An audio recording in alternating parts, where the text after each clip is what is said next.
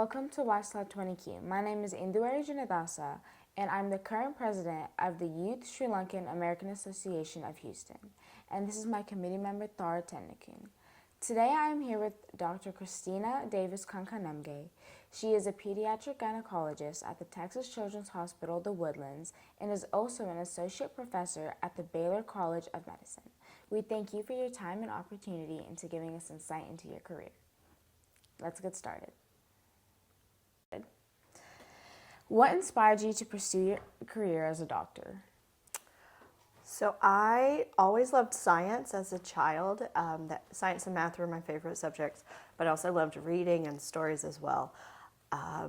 What inspired me to become a doctor, I wasn't really sure I wanted to be a doctor. I knew I liked science, and I wanted to either be maybe a physician or an astronaut. I ended up being too short to be an astronaut.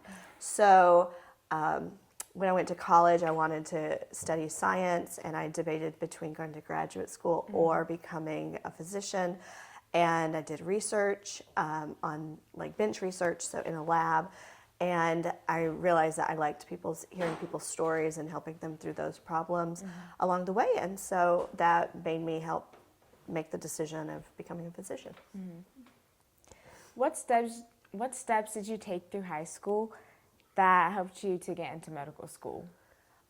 Through high school and undergrad, I volunteered. I was involved in lots of different extracurricular activities. I worked part-time in a lab, and so I just had a wide variety of activities, and those helped prepare me for med school. How did you choose your medical specialty? So that's a fabulous question. I chose my medical specialty of pediatric gynecology because it was a great mix of pediatrics and OBGYN.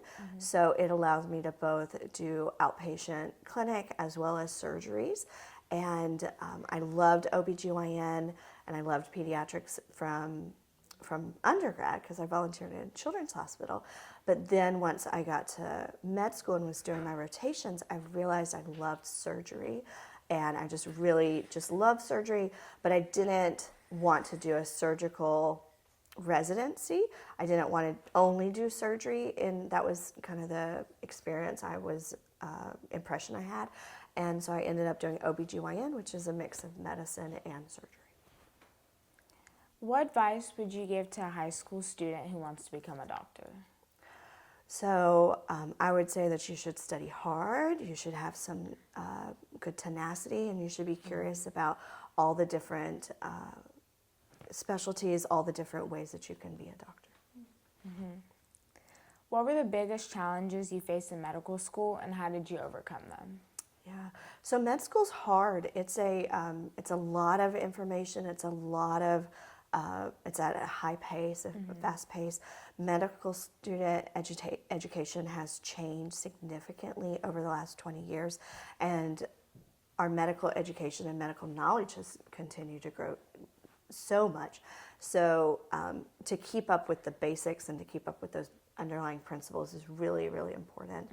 And so given how much things have changed over time, that's one of the harder things, is to keep up with everything. What does a typical workday look like for you as a doctor? Yeah, so a typical workday for me is an outpatient clinic. I work from about 8 a.m. until about 5:30 or 6, and I do that about 4.5 days a week, and then the other half day to day a week I will be doing surgery, or I'll be teaching or doing administrative activities. What's the most rewarding part of your job? Yeah, I would say the most rewarding parts of my job are helping to empower young ladies and patients to really take control of their bodies, to understand their bodies, and to become better educated about all the opportunities that they have in life, and to make sure that they know how to stay healthy to be able to meet those opportunities that arise. What would you say are some of the most challenging aspects of being a doctor?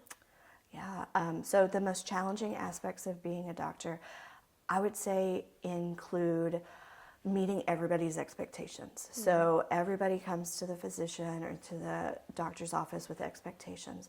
And so the physician is managing the patient, the child's expectations, as well as the business expectations. So balancing all of those expectations to have the best possible outcomes and the healthiest outcomes can be challenging.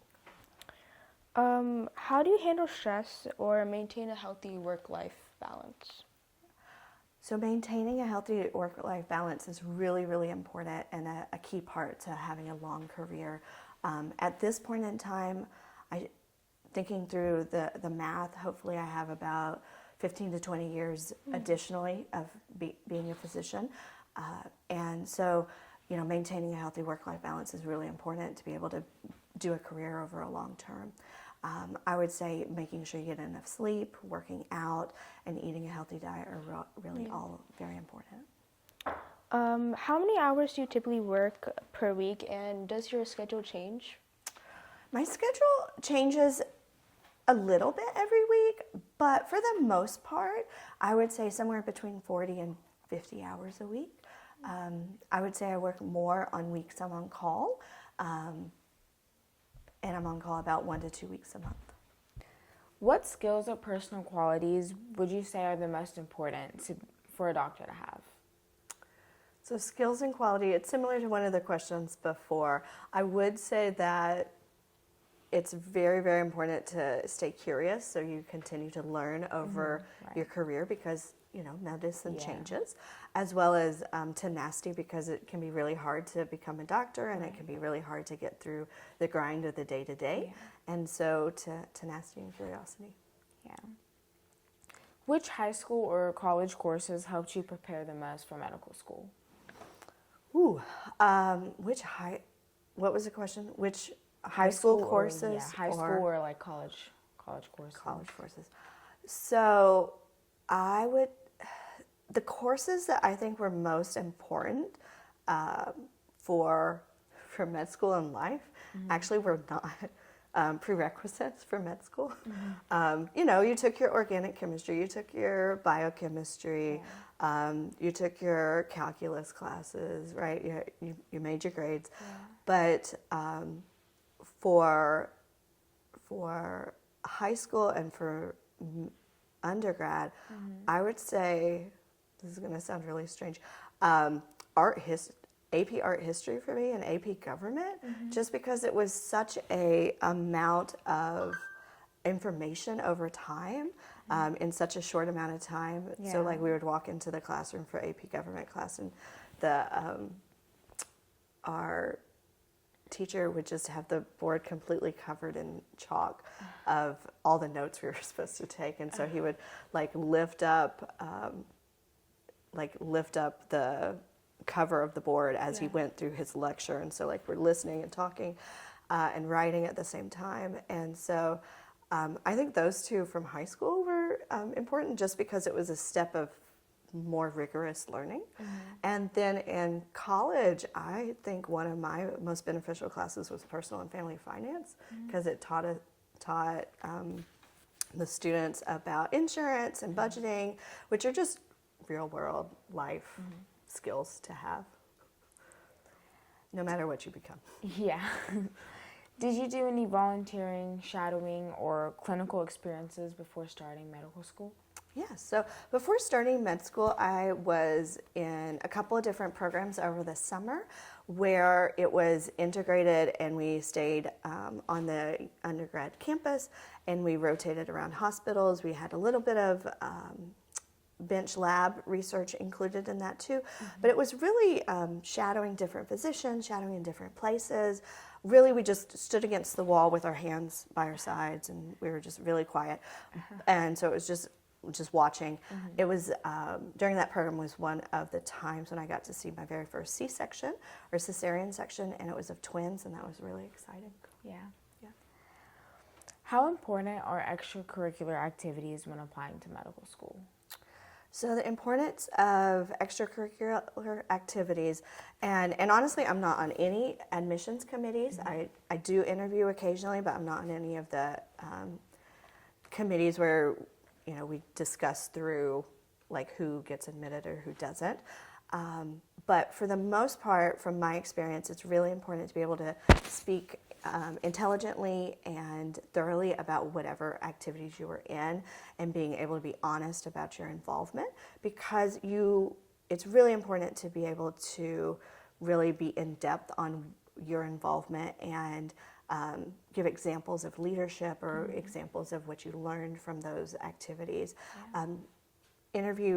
Interviewees and admissions committees can definitely see through any kind of fluff that's on your application, and so it's better to have 1 to 2 things that you can speak on that you were really involved with, you gave leadership expertise to, instead of having 10 to 20 different little things that you only were there for like an hour over a year, How has the medical field changed since you first began? So in some ways, the medical field of medicine has changed significantly, and in other ways, it's still the same. We're taking care of people, we're taking care of their problems, hopefully making them healthier for the future and living longer, healthier lives. The changes have to do with different ways that we go about documentation, different laws that have come into effect, as well as insurance barriers and hindrances at times. So there's different ways that things have changed, but other ways that it's stayed the same. So what new trends or technologies do you think are shaping the future of healthcare? Yeah. So there's, I would say, 2 different types of trends that are shaping technology right now. One is the advent of social media and how social media and AI have been impacting patients being able to advocate for themselves. And then the other big trend was prompted and significantly and quickly changed the face of medicine to include telemedicine and telehealth. With telehealth and telemedicine, that allows physicians to be in one place and patients to stay at their home and not have to travel significant distances, which I think really helps improve the access to care. Do you believe AI and emerging technologies will change the way doctors work? I do. So AI is already here, and it is impacting clinical medicine in a couple different ways already. I think some of the biggest ways are through business optimization and making sure that we have the right number of patients in the right number of spots, and making sure that we can optimize a clinician's schedule throughout the day.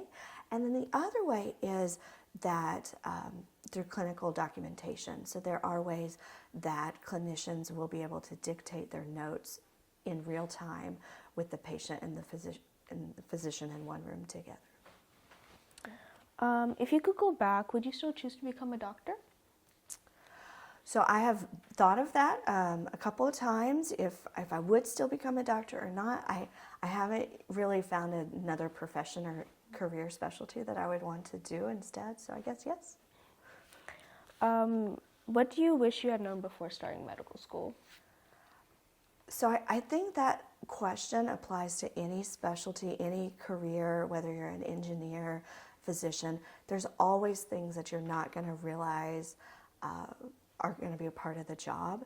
And so, as a physician, sometimes, you don't realize how much of a struggle sometimes it can be for a work-life balance.